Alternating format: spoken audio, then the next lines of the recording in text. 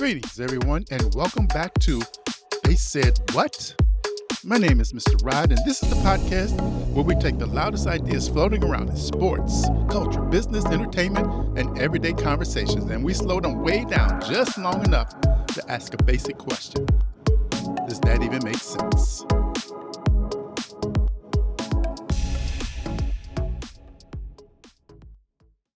In many churches, there's a familiar Sunday morning picture. Think about it. A woman walks in with the children, a wife. She sits alone. A mother worships with tears in her eyes. A grandmother is praying for the family. A girlfriend is growing in faith while her partner wants nothing to do with the church. A married woman is serving, giving, studying, volunteering, and showing up regularly. But her husband is nowhere to be found. And the church sees all of this. But here's where we have to be careful. This can't become a conversation where we blame women for men's spiritual absence. It can't become another burden placed on women who are already carrying too much. And it can't become a cheap criticism of men either, as if a man who's not in church is lazy, rebellious, or unreachable. The real question is deeper than that. Why are some men disconnected from the church? Why do some women keep attending even when they're spiritually alone at home? Why do some relationships become tense at the mention of faith? And how can the church help families without turning the home into a battleground? Because, the goal is not just to get a man into a seat. The goal is to help every person in the home move closer to Jesus. Now, before we go too far, we need to be honest about the bigger picture here. National religious trends are actually shifting. The Pew Research Center has reported that the older generation gap in religion has become narrow. Even though women have historically been more religious than men in the United States, Barner's 2025 reporting even found that men reported regular church attendance at a higher rate than women. 43% of men compared to 36% of women. So the national picture is not as simple as saying women go to church and men don't. However, local church experience still matters. A national trend may say one thing, while the lived reality in many congregations looks different. Many pastors, women's ministries, family ministries, and church leaders still see a large number of women attending without the men connected to their households. So this conversation is not about stereotypes. It's about what many churches are witnessing in real time. Women are trying to stay faithful while navigating relationships where faith is not shared equally. Now, this matters because spiritual imbalance in a household can create real emotional pressure. When one person is trying to pray, worship, serve, tithe, forgive, grow, and raise children in the faith, while the other person is totally indifferent, resistant, cynical, or absent. And that creates tension. It can affect parenting. It can affect the marriage. It can affect dating decisions. It can affect how children view the church. It can affect the spiritual tone of the home. And sometimes the woman sitting in church alone is not just worshiping. She's wondering, will he ever come? Am I pushing too hard? Am I not saying enough? Are my children noticing this? Am I spiritually alone in this relationship? How do I love him without compromising my faith?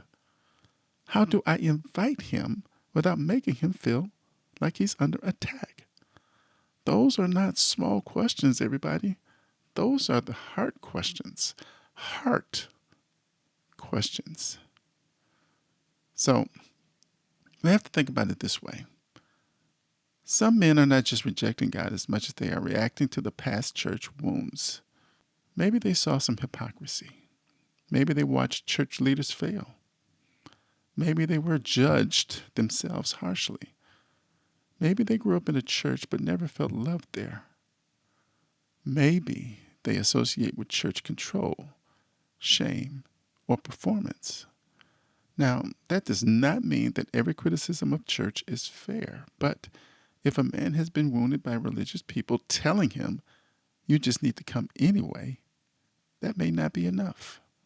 Sometimes before he can return to church, he has to believe that church can be a place of healing and not another place of humiliation. A lot of men don't feel like they want to admit when they feel unprepared. If a man does not know the Bible, does not know how to pray out loud, does not understand church language, or feels like everyone is more spiritually mature, he may avoid church rather than risk the feeling of exposure. Some men would rather look uninterested than feel inadequate. That means his resistance may not actually be arrogance. It may, in fact, be insecurity wearing a hard face. You know, some churches unintentionally communicate that men are needed for security, parking, lifting tables, or grilling food, but not necessarily for spiritual growth, vulnerability, mentorship, discipleship, or leadership development. Men need more than a task. They need purpose. They need to know, is there a place here for my questions? Is there a place here for my struggle? Is there a place here for my gifts? Is there a place here for me to become better than I am as a husband, father, brother, servant, and disciple? If the answer is not obvious, then many men will most certainly stay away. Some men resist because church feels like their partner's project. Now, this is sensitive. This is a real sensitive situation, but it's real. If church becomes her thing, and every invitation comes wrapped in correction, disappointment, and comparison, a man may begin to see the church as something being used against him. He may hear, you are not good enough. You are failing spiritually. You're embarrassing me. You need to be like the other men at church. Even if she never says those words, he may hear them and actually feel them. And once the church becomes associated with criticism, the invitation becomes harder to receive. So, some men, think about it, some men simply don't want accountability. Some men stay away because the church challenges their lifestyle. Church may confront how they treat women. Church may confront their pride, confront their selfishness, their addiction, their anger. Church may confront their irresponsibility and their spiritual laziness. You know, not every man is wounded. Not every man is misunderstood. Some men are simply avoiding conviction. And love should not pretend otherwise. Think about this. A woman is not responsible for saving her boyfriend, husband, or partner. Now, she can pray, she can invite, she can encourage, she can model faith, she can create Christ honoring atmosphere. She can speak the truth in love, but she cannot be the Holy Spirit. You know, too many women have been made to feel that if the man in their life doesn't come to church, somehow it's their fault. That's unfair, unbiblical, and emotionally exhausting. His spiritual decision belongs to him and him alone. Her faithfulness does matter. Her witness certainly matters. Her prayers matter. But his response is still his responsibility. Now, how to invite your partner without nagging him? Instead of saying, you'll never come to church with me, try this. It would mean a lot to me if you could come to church and we worship together this coming Sunday. That small shift matters. The first statement creates defense. The second statement creates an invitation.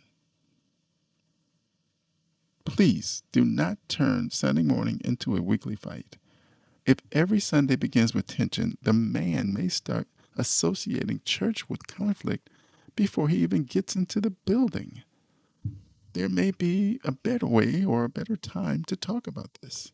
Not while everyone is rushing, not while the children are waiting, not while emotions are already sky high, not 5 minutes before the start of the service.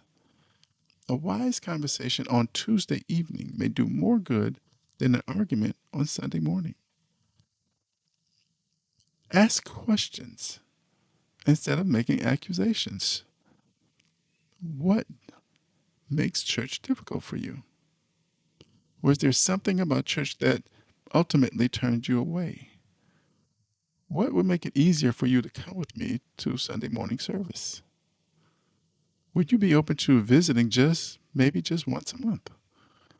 Would you rather start with a small group, a men's breakfast, a Bible study, or even community events? Questions, what do?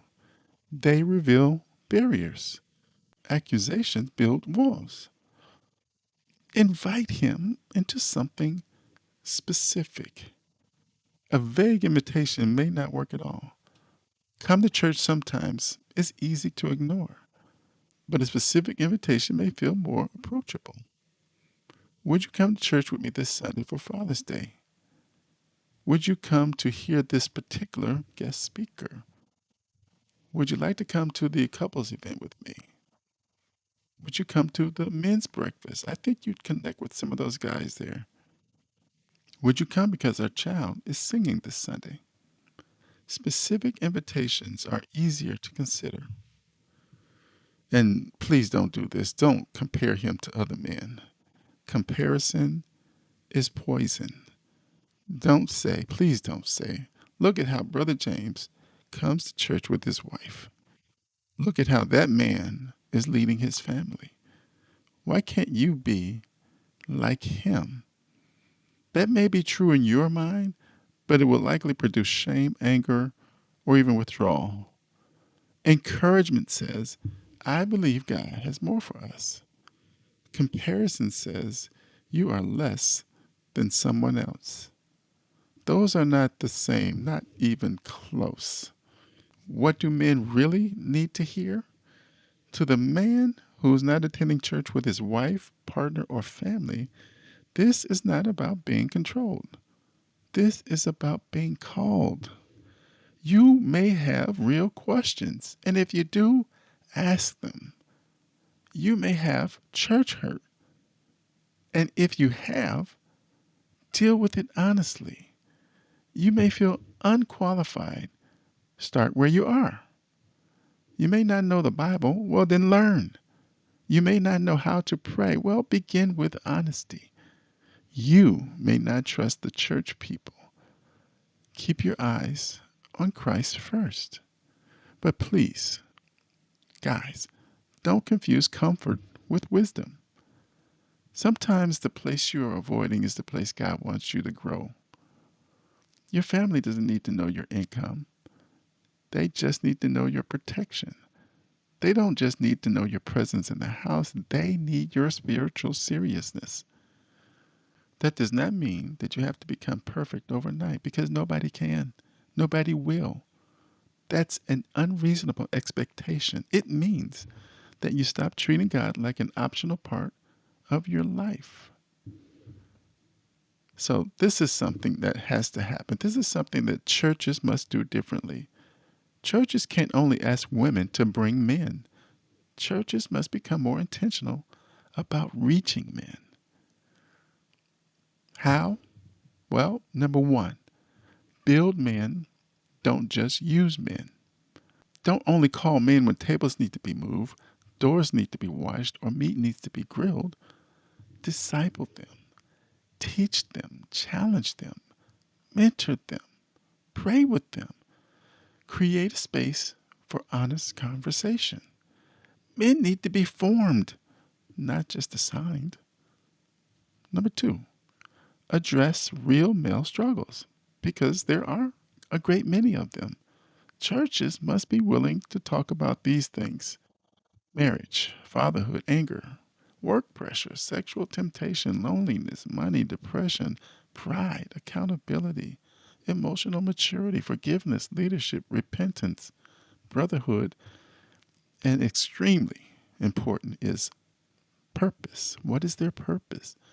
Many men are not looking for shallow church activity. They need truth that touches real life, their real life.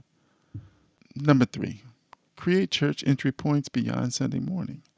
Some men may not begin with worship service.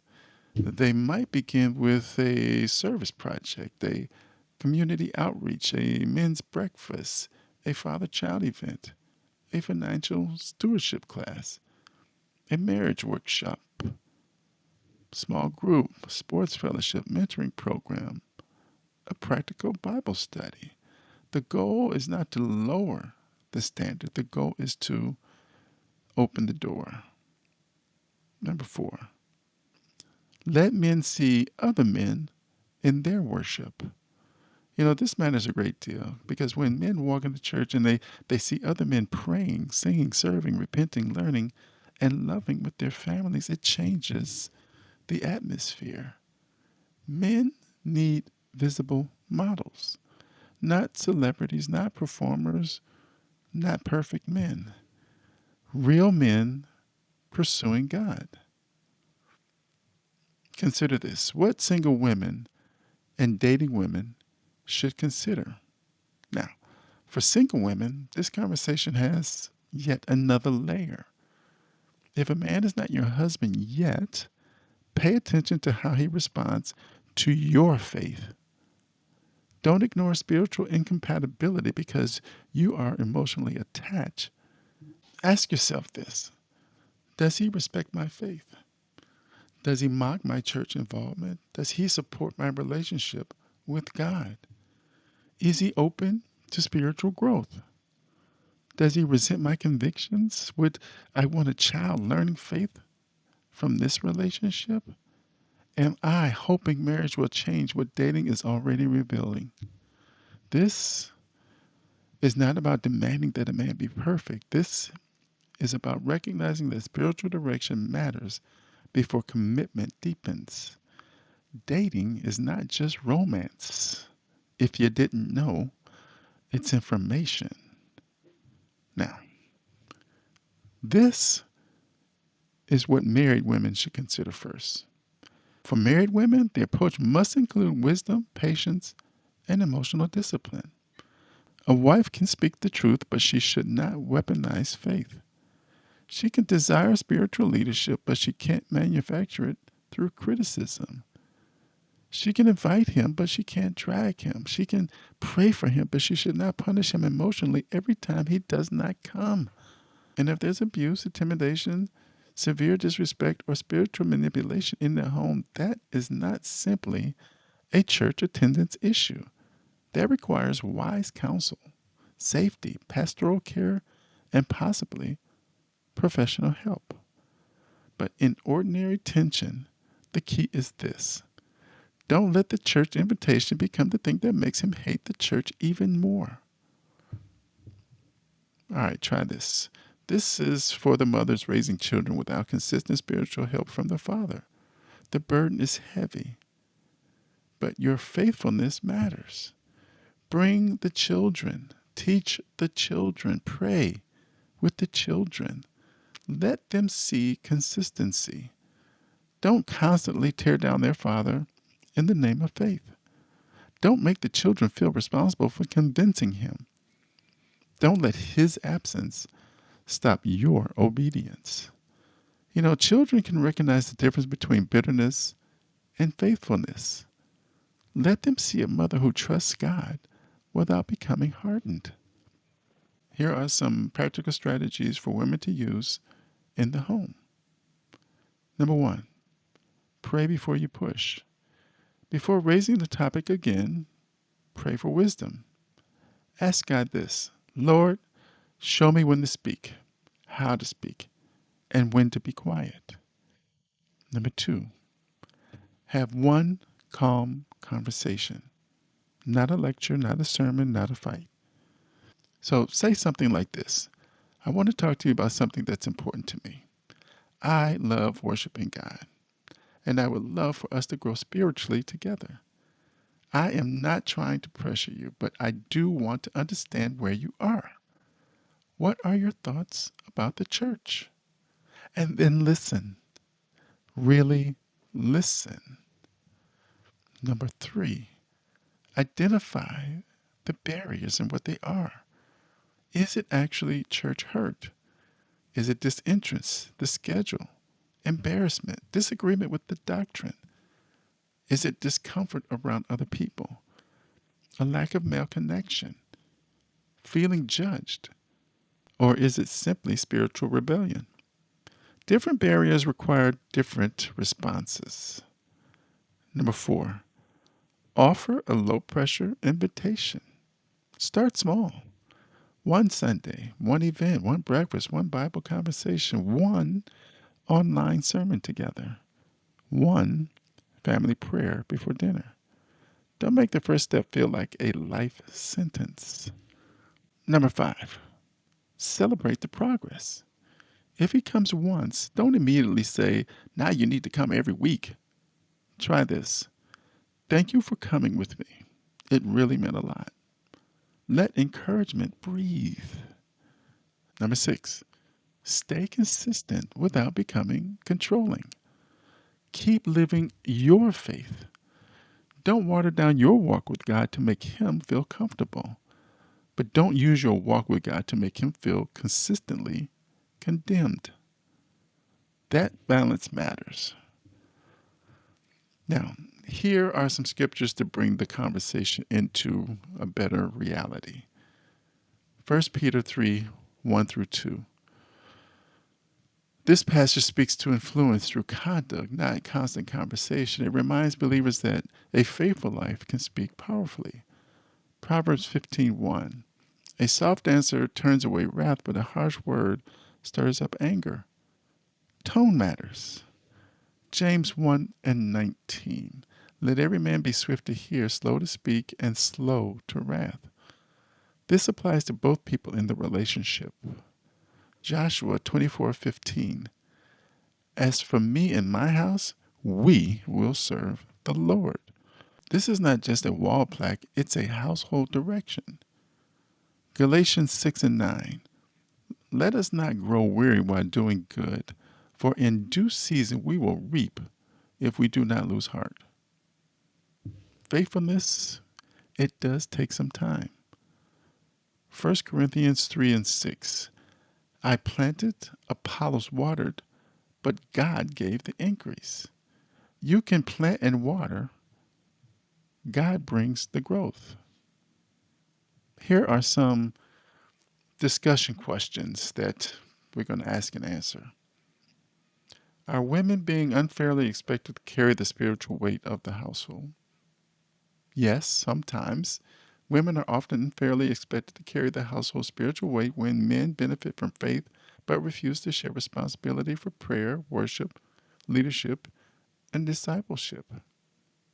Number two, are men avoiding church because they reject God or because they have rejected church culture? Well, some men are avoiding church because they reject God's authority, while others are avoiding church because they have been wounded, bored, or turned off by church culture.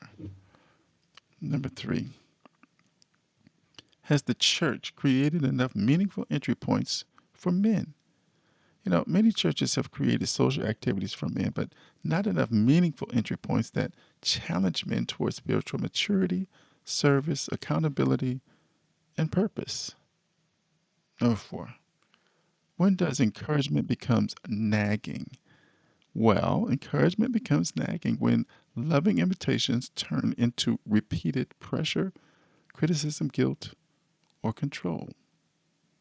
Number five, how can a woman invite a man to church without making him feel like he's under attack? Well, a woman can invite a man to church best by speaking with respect, choosing the right time, and saying why his presence would matter without attacking his character. Number six, what responsibility does a man have to stop hiding behind his excuses? A man has the responsibility to stop hiding behind his excuses and ask honestly whether he's avoiding church because of real concerns or because he does not want spiritual accountability. Number 7. What should a woman do if her partner respects her faith but does not share it? If her partner respects her faith but does not share it, she should live her faith consistently, invite without pressure, pray with patience, and have honest conversations about the values in the home. Number 8. What should she do if he disrespects her faith? If he disrespects her faith, she should set clear boundaries, seek wise counsel, and refuse to accept mockery, control, or dishonor as a cost of loving him.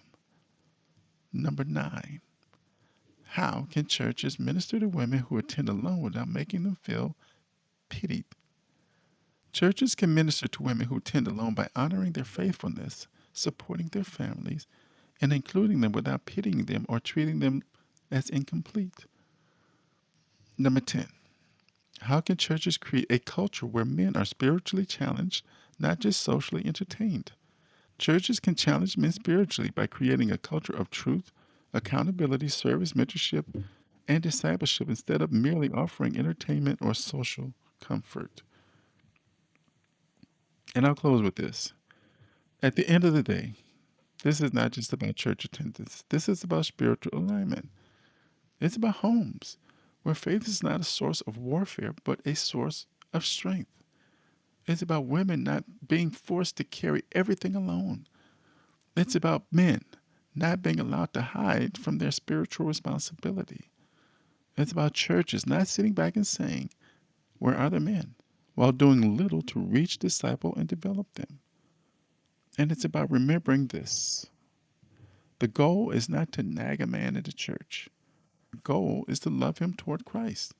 Invite him with wisdom, challenge him with respect, and trust God with the increase. Because when a man comes to church, just not to stop an argument, he may sit in the pew, but he still resists God. But when the man comes to church because the Lord is dealing with his heart, something deeper can happen. He may not just attend church, he may become a disciple. And that is the real goal. Thanks for listening, and we'll see you next time.